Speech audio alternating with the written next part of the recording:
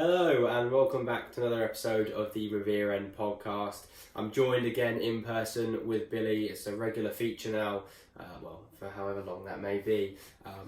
We are going to mainly be in this podcast dissecting, I guess, the rather successful on paper last week really, but more so the Birmingham and Wycombe game as well, which we didn't really discuss in our last podcast. We looked ahead to it, but I guess now we know the outcome. We can kind of talk about that a bit more. Billy, how are you doing? How are you feeling today? Yeah, I'm alright. Very well. Yeah. Like you said, ended up being a somewhat successful week, certainly in terms of points on the board. Yeah. And we were sat here, weren't we, this time last week, sort of saying that we'll have a better understanding maybe of where Norwich are, and I think we do, although I think none of us are that convinced, but that may be a little bit harsh, but I don't know. Well, it's going to be interesting because obviously we spoke a lot in our last podcast, which, by the way, I guess just to kind of take a little side note, Sue Happy did unbelievable compared to our kind of recent videos. I think we're averaging about 45 to 50 views, and that one hit about 200. So thank you everyone for watching that as well. But I guess we made quite a lot of points about what ifs in that podcast. What if it goes like this in the next week? And I think the problem is that what we've learned is we're not really any further forward. It was quite an unconvincing week, if you like. I guess if we kind of want to talk about the game which is freshest in our minds in Wycombe, it is obviously worth mentioning that we did a video for Norwich Talk yesterday which covered a lot of our immediate thoughts. We've had time to sleep on it. Let's see, maybe it was a very raw reaction. I think we did quite well to sort of like tame our emotion as well, because it was a bizarre game for sure. Well, obviously we spoke a lot yesterday, but what's actually, I guess, have you had a chance to kind of change your mind on any of the points that you raised? Is there really anything that has kind of come to light in the last day or so, which maybe has made you look at the game in a different light? What's your kind of reaction after that game? I don't know. Like usually, yeah, you're right. My perception maybe like shifts slightly. Usually because we have a bit. Well, I have a beer with the game sometimes, and it doesn't always help. But I remained sober with it for yesterday's game, and I don't know. Like I think maybe I just got a bit of a clearer perspective of the game, and like I say, haven't really changed my opinion that much. I'm not sure if you have, but no. If you have watched our sort of match review or sort of reaction, then we'll try and sort of make this applicable to everybody regardless. Yeah. Because I think, just to summarise, like Norwich have got 9 points from 3 games, which is what we set out for them to do. It was, in my opinion, not the bare sort of requirement. I think 7 probably would have been the bare, but it's been a little bit maybe more uncomfortable than we would have liked. Well, the weird thing is that we could be talking here with 0 points.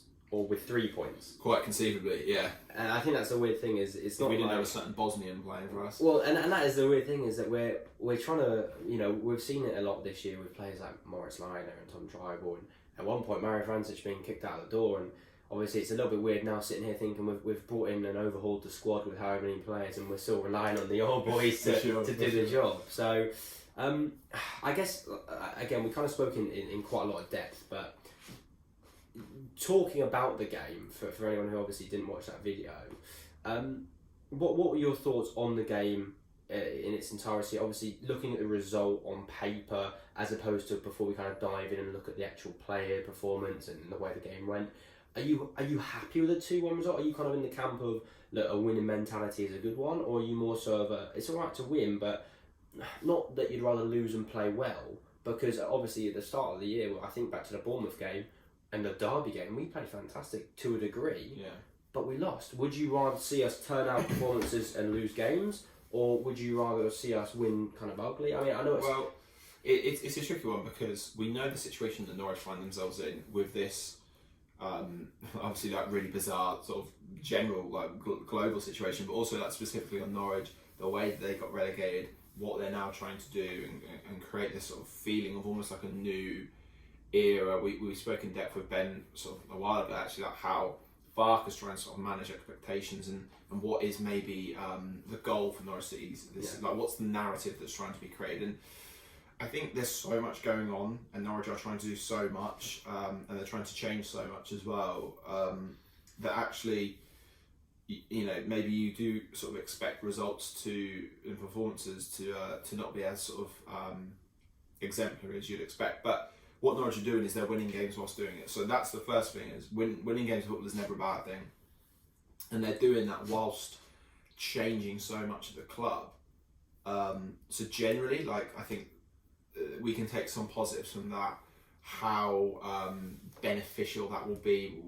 We're not going to really be able to know maybe until sort of November, December time, sort of where this Norwich side is. If we're still talking about these same issues, then that would be a little bit worrying. But in terms of yesterday's game, it was extremely frustrating. It was quite annoying at times. I think me and you, so Norwich obviously go ahead fairly comfortably. We kind of just carved them at will, and it was very easy. We didn't even celebrate the goal, did we? Because it was it just felt so normal in a bizarre way. And then Norwich were just carrying on creating chances, and we spoke a lot about how this Norwich side are different when they're confident. Essentially, when they have confidence sort of flowing through their veins, they're a different sort of animal, really. And unfortunately, I think we saw the bad side of that yesterday. Certainly from when Wycombe scored, and maybe for the rest of that half, is Norwich really struggled to get a grip of the game, and Wycombe sort of sensed that, and they went for us.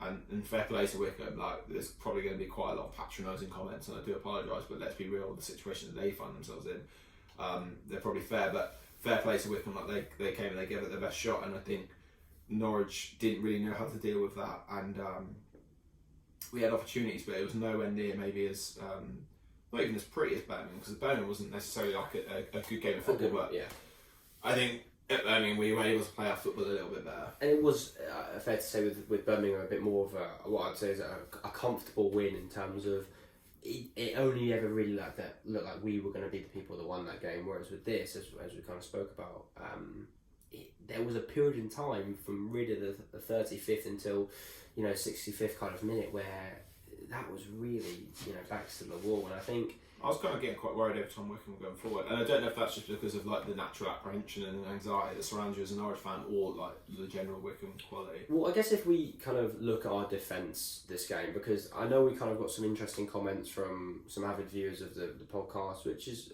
again something I want to highlight. We love to get other people's opinions, whether it be on Twitter or in the comments, and even if you're wrong. And I think that was to do with the kind of partnership between Grant Hanley and Ben Gibson. And all I'll say from the start is that obviously, I'm not going to judge one game and say that that's, the reason why I don't think that point is necessarily true. But I don't really, I've been trying to think about why we looked so nervous defensively.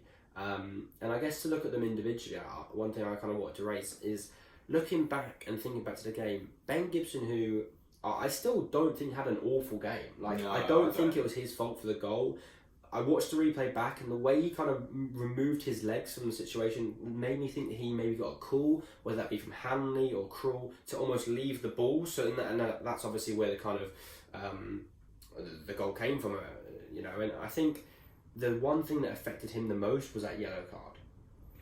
Yeah, I mean, it was a really weird situation, that phase of play, and we spoke about that on Norwich Talk, and actually the referee obviously can't see Ben Gibson actually winning the ball, but he gets the wrong decision there, ultimately, the referee, and then he also gets the wrong decision for the potential penalty, which was definitely was a penalty. So you can say that Gibson got away with one, but at the same time Norwich probably shouldn't have actually given away the foul. So on another day, Ben Gibson probably could have sat sent off and after giving away a penalty, and the whole narrative would have changed. But we're not there yet.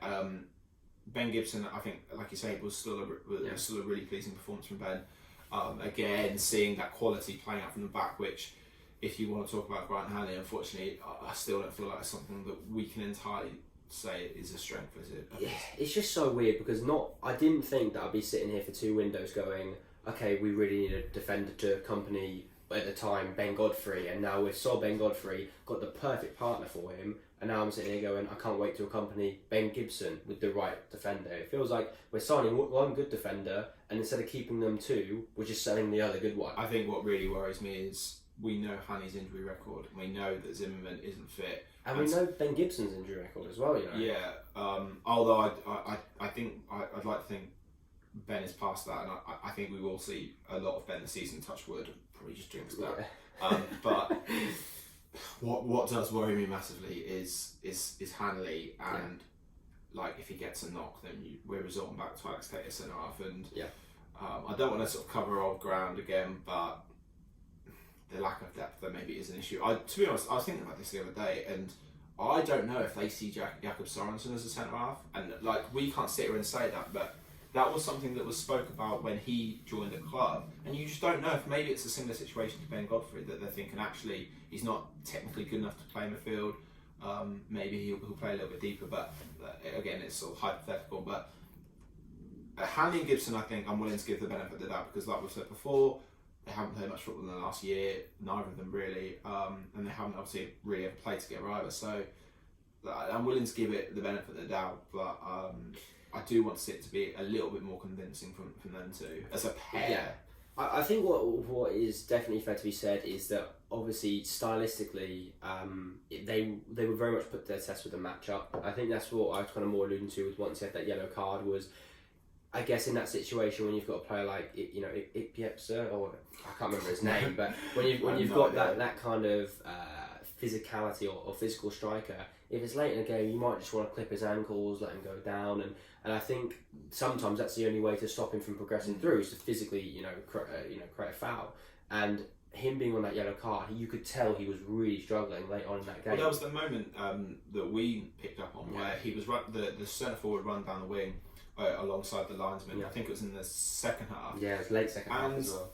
The guy's tugging his shirt, and Ben Gibson's running, going, Liner, look, and he still doesn't get the decision. So you do have to feel frustrated at the officiating.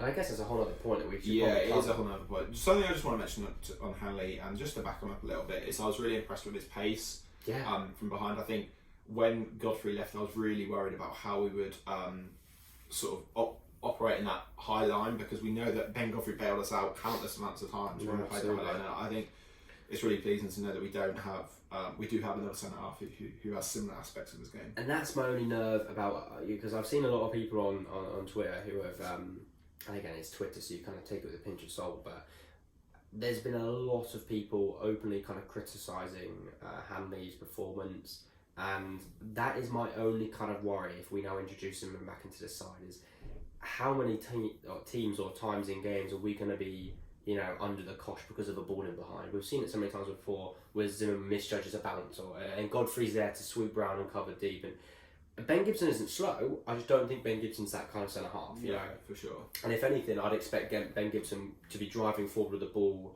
more so than Zimmerman, and if anything, having Zimmerman there to cover Ben Gibson to a degree. So it changes the dynamic entirely, doesn't it? Well, that's my only thing, is that I've seen a lot of people calling for Zimmerman to come in, and I still think I'd rather give this time. I think it's the best partnership matchup wise that we have at the moment, and that's not saying that Zimmerman isn't as good as these two centre halves. I just think these two centre halves together in Gibson and Hanley will play better than one or the other with Zimmerman. No, I'd agree, although I'm still not entirely happy with the partnership. Yeah. Like, it's the best of what we've got. But more generally speaking, how Norwich have found themselves in after last season with three centre halves is, the more I think about it, actually, it is just ludicrous. And I think it was looking like it's pretty obvious Ben Gibson came in to replace Ben Godfrey, and I was probably getting a little bit sort of hopeful at the thought of those two playing together. And we know that Akinfenwa was like on loan and then sort of was in amongst the first team squad at the end of last season. And we know that Tim Closer isn't the greatest player, but obviously he was a squad player. He was a squad player. So you're looking at, okay, well, there's 5 options there, and now we're down to 3, which is worrying. But no, I think the more that back 4 or maybe even back 5 plays together, they're not happy with it. I mean, the wing backs played really well. Again, sort of, they're out of width, aren't they? And we're seeing different elements from their game. Obviously, Xavi can say that we know that's sort of why he was recruited, but certainly Max Aarons, it looks like he's gone up another level. He's just faultless. I think we said it before. He just does nothing wrong. Yeah, he's not going to probably get man of the match. He's not going to score your late winner, but he's just so consistent. He doesn't put a foot wrong in the game, and he's always there as a bailout. You know, I think there's not many defenders that I'd rather have in the division at all than Max Aarons. I think a quick point on Javi Quintier, because I guess I'll give you a very positive, and not a negative, but I guess a slight worry, is that I think the one thing I'm so happy with is how comfortable he looks in that role. I mean, the man has never played in English football before, and he's dropped into a team that he's never played in before, and he looks like he has been there for a good couple of seasons. He plays so confidently, and defensively, I have no real questions. He hasn't made a clear error yet, really, that like it's led to a goal or anything. It's more so him going forward that is my, not concern, but... I've got it here. He played 21 crosses, which is obscene in comparison to Max Aarons is 5. Like that is like over 4 times amount. And when you speak about Quintier's crossing, you have to then speak about the plays in the box. And I'm not sure 21 crosses against Wycombe is the answer to open it. Like that's how they want you to play. They want you to pile balls into the box and load the box. And if you do that, you're going to come stuck. It feels like with previous fullbacks like Jamal Lewis, his version of one of those crosses is a ball into the channel.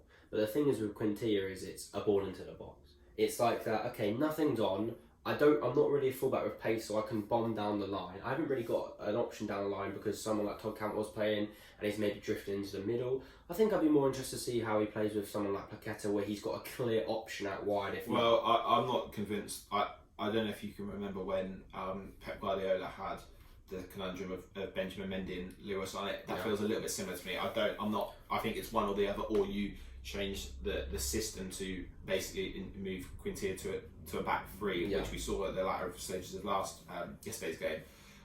What I want to see is actually maybe not even from Quintier's perspective, but I want to see more runs off Quintier into those channels, which I think you have to be looking at Pookie for.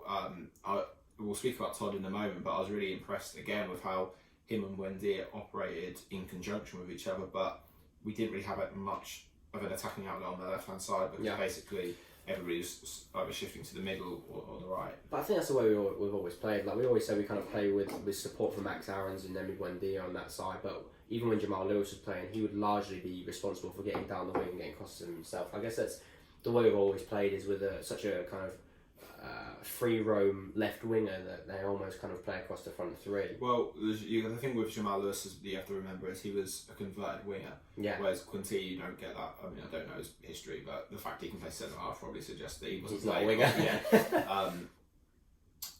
And I think Quintier isn't the type of fullback or wingback to beat his man. No. He's a lot more. He's still a threat going forward, and we've seen his quality from deliveries. But how Norwich utilise them is a different matter entirely. I guess to kind of look as we go up the pitch again individually at the two kind of CDMs, at least for the start of the game, in Lucas Rupp and Oliver Skipp, it's kind of a pairing which there's really, in my eyes, kind of almost faultless in a way. I know obviously you can never say a player is completely faultless, but it's almost it's weird because we've had players like Alex Tete there in the past, and even Amadou, and I guess last year, especially with like Kenny McLean, Tom Tribe, and Morris Lyon, it's such a crowded position. We've never really found two which are consistently good, and it feels like this is the two that we need. Home and away, they kind of match up. I mean, Oliver Skipp's the perfect midfielder for I feel like how we play. That kind of defensive-minded player that is confident enough on the ball to bring the ball forward. I've already said so much lovely things about him, but I think even with Lucas Rupp there, every time they come out, they just look that extra level better. And I think, again, to kind of to say this was their worst game, I think would be harsh. I think it's not their best game, and I think obviously as it was clear, Mario Vrancic did make a significant difference when he came on for Skip. But is there any bad things you can say about them, or is it just again like a positive performance from those two? No, not really. I think it's a really good point you make about home or away, because actually what we've seen in recent years is Norwich maybe having to adopt more of a horses for courses approach in the midfield. Like Mark Slidell was never really the most disciplined of central midfielders, and Tom Tribal was played in that sort of 6 role, but again was nowhere near as much of an enforcer as Alex Tate. And then if you're at home, you don't want Alex Tate, and it creates issues. But what Norwich have now with this pair is like you say, a real balanced duo. And I put a tweet out earlier because I think the more I thought about it, maybe like the more this pair impressed me. And yesterday, like I said, wasn't their best game, but if you want to go over to our Twitter account at the Revere End, please do so, because basically this season they're averaging together 1.8 interceptions and 4.8 tackles per game, which is really pleasing, and it's productive. And it's productive, and that's obviously not even taking into consideration sort of their pass success rate and how they are going forward. The only like very niche thing I'd say is I'm not sure about Rupp on the left of the two. I think sometimes he gets caught out playing on his weaker foot, but that's a very minor issue really. But yeah. Well, I was just going to say, I guess looking ahead to the player that eventually come on for Oliver Skipp, I guess, obviously we now know it's Mario Vrancic, you know. We kind of spoke about this because there was that wider question of, why isn't Mario Vrancic starting? He's doing this. And you made a really good point yesterday on our kind of match review of Mario Vrancic is one of those players which I'm sure he's now come to accept to a degree that he is going to get his most joy and effectiveness when defences are tired and midfielders are tired and there's those pockets of space where he can rotate in. And he even doesn't really play like a number 6 like Oliver Skipp does. He plays more like a number 8 to a number 10 almost. You know. Well, Connor Southwell said on our podcast that the club actually see him more as a 10. Yeah. Maybe in terms of more of his skill set as opposed to an actual set position. But I think it's fair to say that obviously, I mean, I know for a fact I was on the bandwagon of play Vrancic last year and even this year, you know, I want to see him rotate around the squad because we know the impact he can have. I think it was something at the end of the campaign we went up, it was something like 14 games, 12 goals, 8 assists, or something ridiculous like that. And he really carried us through that last kind of month or 2 months of the season.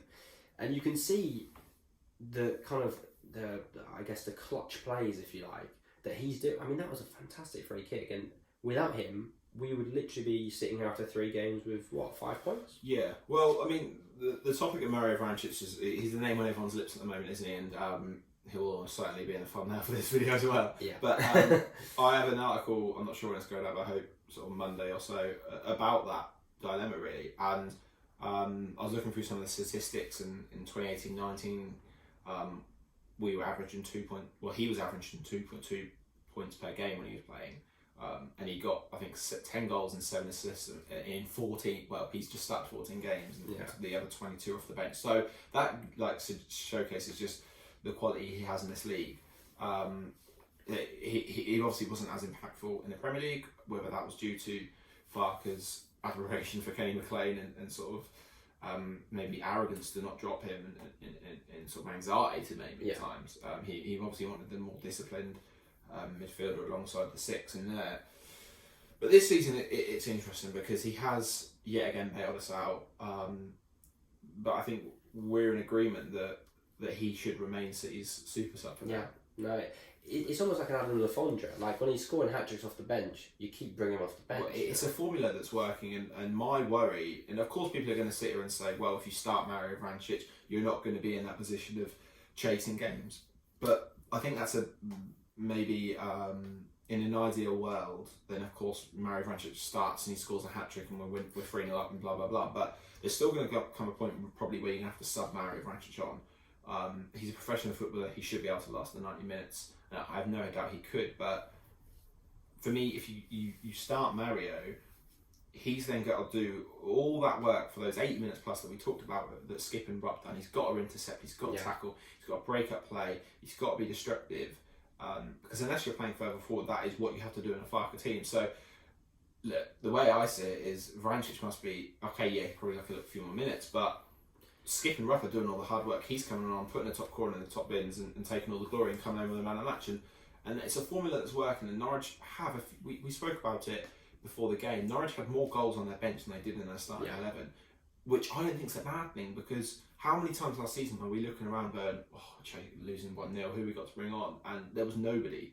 We have options now. And not only that as well, but when you've got a team on the pitch which are clearly able to hold a game, whether it be a 0-0, 1-1 or whatnot, and then you're able to actually go, you know what, we're drawing right now, and we've got most of our goals sitting here right next to me. And that's the positive for me, is that we've got a side which can compete defensively and to a degree offensively, but you have that backing and you have that depth, which bizarrely, depth is one thing which in some areas is woeful, as we've talked about before. And then some that's really strong, which is interesting. In terms of then looking at kind of like the front three, but behind, I guess Hugo or Pookie, I guess what I was going to say. We've got Todd Cantwell and Emi Buendia, and then I guess for the sake of it, we'll kind of count Pookie behind Jordan Hugo for this. Obviously, it's something we've kind of only really now seen in the last kind of 2 games, being against Birmingham and Wycombe. I mean, what are your thoughts on it? Because obviously Todd's coming to the team. I think Todd has kind of played 2 very... I wouldn't say Todd had a bad game at all, and I wouldn't say that at all. And I was actually not a little bit harsh on Todd after the Birmingham game, but I remember when we watched it, made a point of, well, you know, he's been in the area, but I kind of labelled that down to the position he was in. Depends on your perspective, doesn't it? And also mainly due to the fact that he squandered 4 good chances. I've kind of looked at the game a little bit more against Birmingham, and I probably was a little bit harsh on him. I still think that, I guess in front of goal, I expected a little bit better from him. And I think, to be fair, against Wycombe, he didn't have his best game, but it's the threat he possesses in that kind of gap between the defensive midfielders and the centre-halves and full-backs and whatnot. And it does seem to still have that spark about them. I know Buendia also, I've seen get some stick this week, and some people saying that he's been poor, which is really, it's a tough one with him, because there's half a game where Buendia looks like he could play in one of the best teams in the world, and then there's the other half where he looks like someone who can't be bothered and he's just kicking the ball out of frustration. And I remember you said it a couple of times when we were watching the game, we were like, look, it's almost like so frustrating, because if you don't want to be here, just go away, you know what I mean? And I think there's that kind of frustration. That was probably the frustration sees within Phil. But what's your thoughts on Buendia? Like, because at the end of the day, he created the assist for Pookie. He was fantastic in the kind of final stages and the opening stages, but he did go missing for a long period of that game. I think he's really misunderstood by Norwich fans. And I think a lot of people put him and Todd in that same bracket, and I think that's partly fair, and we've done that at times. But ultimately, firstly, just on Todd, I think what impresses me about Todd is that I'm seeing facets of his game that I didn't know necessarily he had. He's still, like you say, picking up those areas in the box to be within the opportunity of scoring goals, whether he's sort of taking them or not is another matter. But then he's also contributing a lot more to our build-up play, which I think is really productive and is really beneficial. And that was something that I didn't think necessarily Todd had in his game from what we saw in the Premier League and certainly what we saw in the Championship. But with Emi, it's a really interesting one, because Emi's not a goal scorer. He's never been a goal scorer at his time at Norwich, and I don't think that's necessarily a bad thing. Emi is so much more effective deeper, and I don't mean that as in playing as a number 6, but what he did. Yeah. And he wasn't that effective, but Emi's not going to get you goals. He's not a natural finisher. We saw that with his opportunity that he missed. And just look at what he does for Pookie. He knows Pookie's runs and he just threads him through, and that's the good side of Buendia. There is a bad side, and just like there's a reason Onel Hernandez isn't a Champions League player, is because he doesn't have the final quality. There's a reason Emi Buendia is still playing in the Championship. Whether you rate him as highly as a Grealish or a Ben Rama, they're the sort of 2 players that get discussed a lot with him. It's sort of irrelevant. He's still in the Championship, and we are seeing sort of signs of why that is and why Norwich were able to pick him up for so cheap.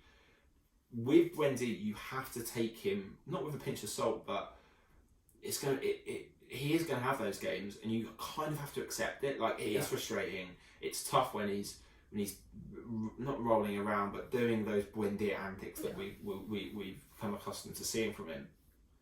But as a Norwich fan, you have to allow him, just like we allowed Wes Hoolahan to almost be non-existent in the defensive aspect of plays back in the day. You almost have to accept that Buendia is going to be frustrating at times, but then he was the one that obviously opened not the scoring, but opened the deadlock in terms of threading that ball through to Pookie. And do I want to see maybe a bit more from Buendia? Absolutely, but I think the criticism maybe needs to be restrained a little bit and just think about what does Buendia offer to this Norwich side, and why is he still here? I think the only nerves that I'm having right now with that kind of the three behind the striker is that I look back to the season we went up, and I think, okay, so Buendia that year hit double figures, I'm pretty sure. In terms of goal contributions, Stephenman hit double figures for goals, and O'Neill I think hit like 8 or 9. So there was a lot of goals, like 30 plus goals from those back three. Right now with Todd, do we count Pukki? I guess you can count Pukki, but I guess Pukki's more likely to kind of contribute goals as we saw. I still think he's seen as a centre forward. He's just playing more of a withdrawn role. I just think the only thing that makes me a little bit nervous is that I don't see the kind of clinical aspect of Todd or Emmy's game right now.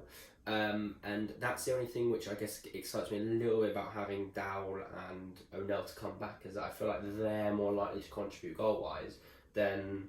I feel like it could be a good blend, I feel like Kieran Dowell is a kind of more finer prospect in front of goal, as we've seen from his time in the Championship with, Forest, Wigan, etc. Than what Todd Cantwell presents himself to be right now.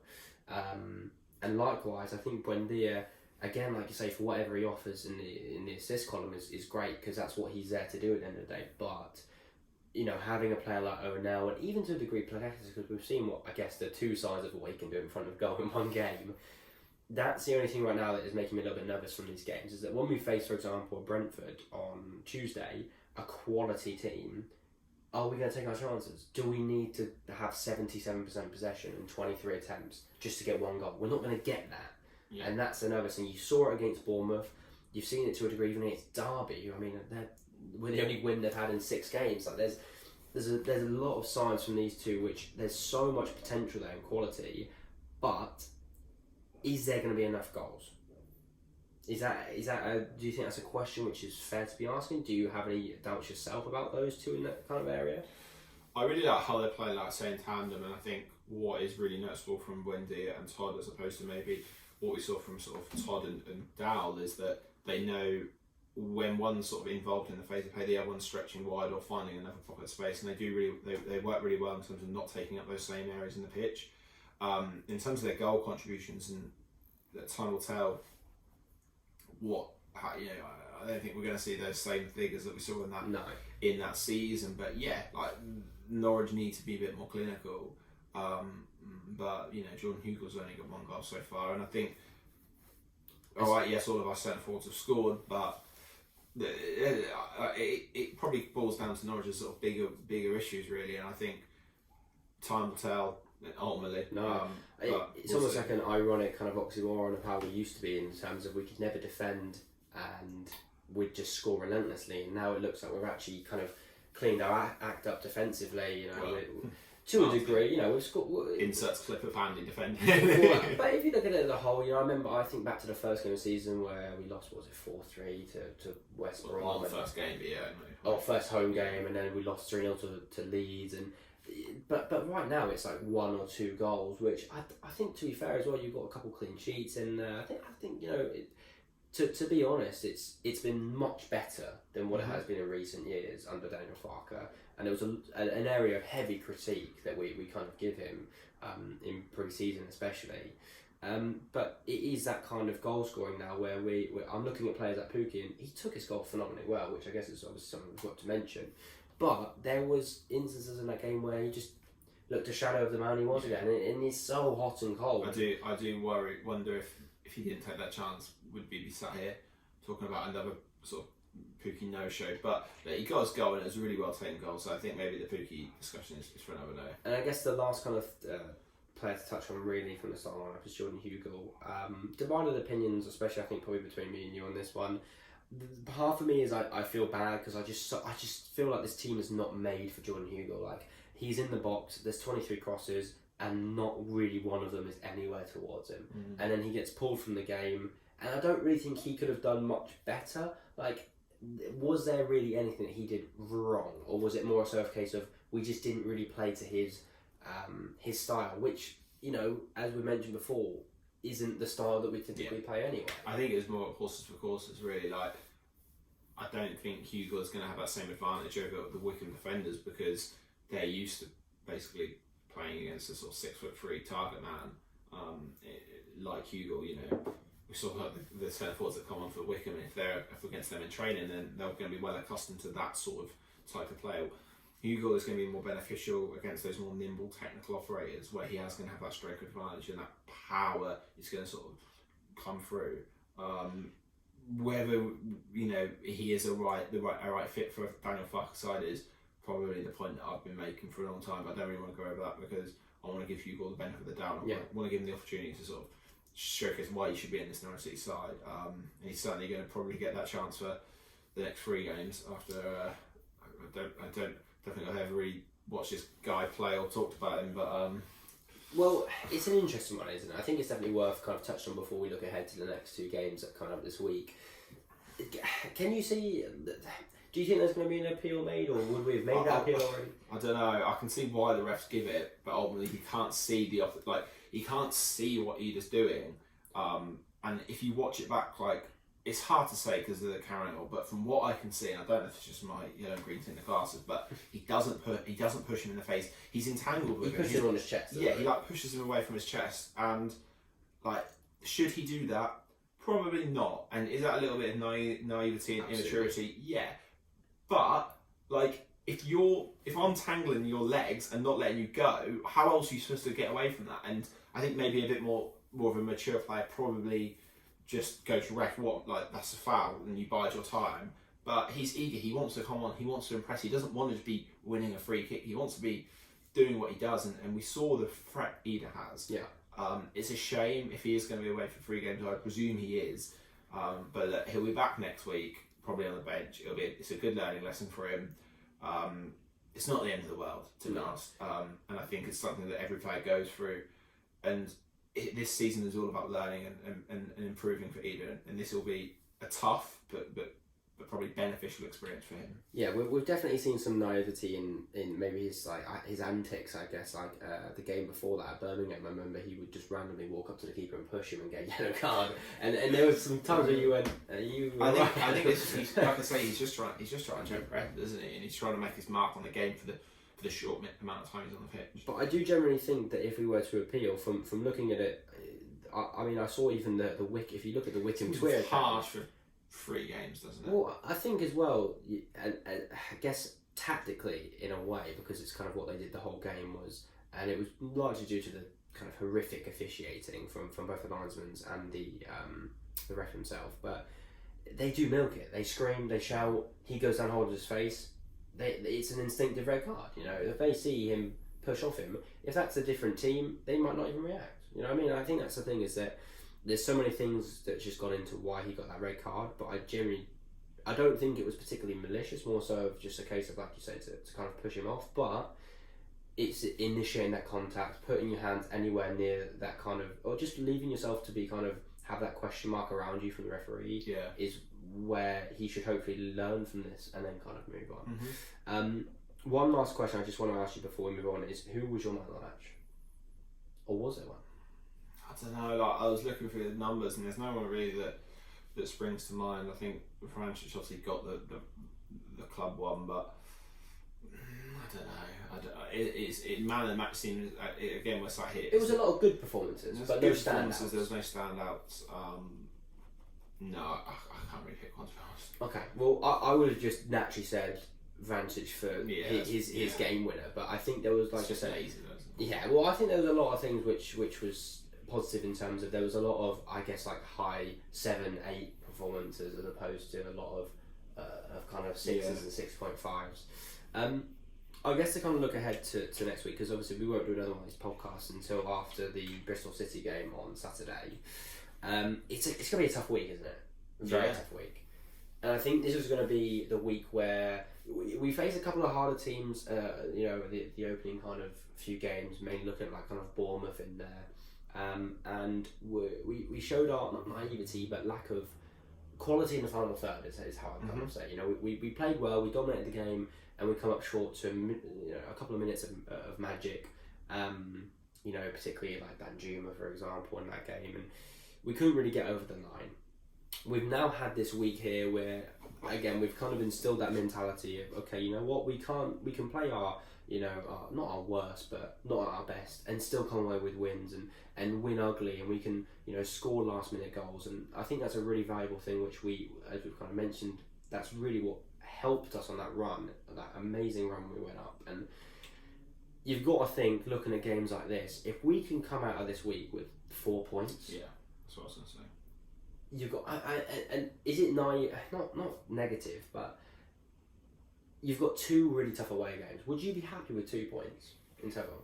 It depends on the performance, in all honesty. Like, On paper, would you be happy with 2 yeah, points? I mean, I don't know, maybe 3 in a weird way. Like, I think if you can, Norwich need to sort of keep this momentum going, because it's interesting you say we just take 2 points, but then if Norwich lost to Brentford and beat Bristol or vice versa, then I don't know, does that change it because then you've then lost a game? Yeah. Ultimately, I want to see that Norwich have got this foundation now, these 9 points, and they have an opportunity to really build on. And if they beat Brentford, then maybe we can start talking about them in a different light. But yeah, it's going to be a tough week, that's for sure. Tough 2 games, and again we're saying going, well, it'll be interesting to really see where we are after that when we do the next podcast, because 2 of the tougher tests in this league, and it's going to be a completely different game. It'll be interesting to see. You presume obviously Brentford will press from the front and put pressure on our 2 centre backs a little bit like Wycombe did, but more of a similar style of team to that we play. I haven't watched so much of Bristol this year, so I couldn't say how they play, but I presume it's similar.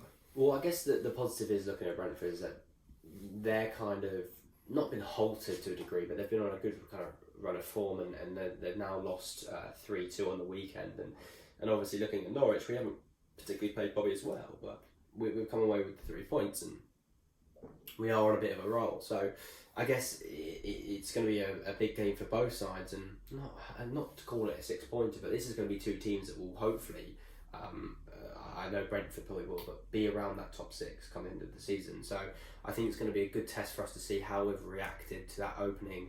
And I think the positive thing is now, you look at the table, and I mean, what, we're 5th right now? And I know it's early days, and I know that is something which you don't really want to look at until Christmas, but to sit here and have a lot of points that we're moaning about, well, not necessarily moaning about, but negatively looking at, and we're 5th in the league. Well, this is the test, because we're talking about 3 of the sides who, with all due respect, will be towards like the lower end of the table. But in Brentford, like you say, you're talking about one of the favourites to go up, and all of a sudden, if you get a result there, then you can do nothing but sort of compliment, the team. Interestingly, I think Norwich and Brentford are in the top 2 sides at XG this year. Whether you read too much into that or not, that'll be interesting. In all honesty, I think taking away the Norwich aspect of it, I think it'll be a good game, because they've got 2 sides to play football and get the ball down and play. And I'm really intrigued to watch it and see what happens. And 2 very similar run teams in terms of the philosophy that they kind of that they have, and like I said, I think for us it's the battle of the football manager teams, right? For sure, yeah. Well, I guess we've kind of reacted to the last week, and I guess to kind of give our final summary. Are we getting too ahead of ourselves? Are we reading into the results? I guess before we end it, if we have sat here a week ago knowing obviously what's happened now, would you feel like it's been a successful week, or do you think that it's still a week where there's a lot more question marks than answers? How would you summarise it last week?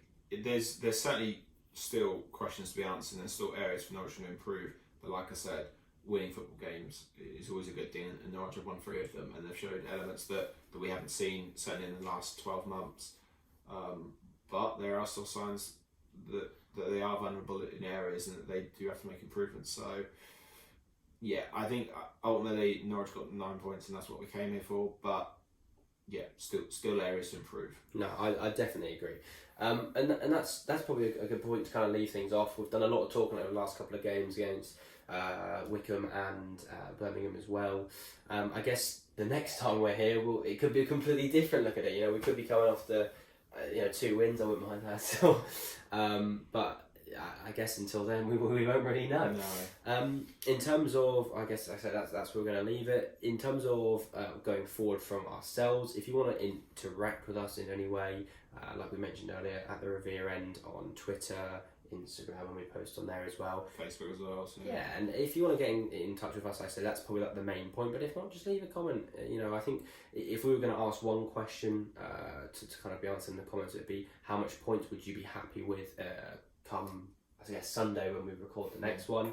Because I'd be interested to find out if people would be happy with 2 draws as opposed to a win and a loss to kind of stunt that run. But nonetheless, if you've enjoyed the podcast, we'd love it if you could give it a like and subscribe if you'd like to hear some more content from us. If you're more of a listener, then feel free to tune in on Spotify under the Reverian podcast and also on Apple Podcasts. But I guess until the next time, it's been me and Billy, and we'll see you later.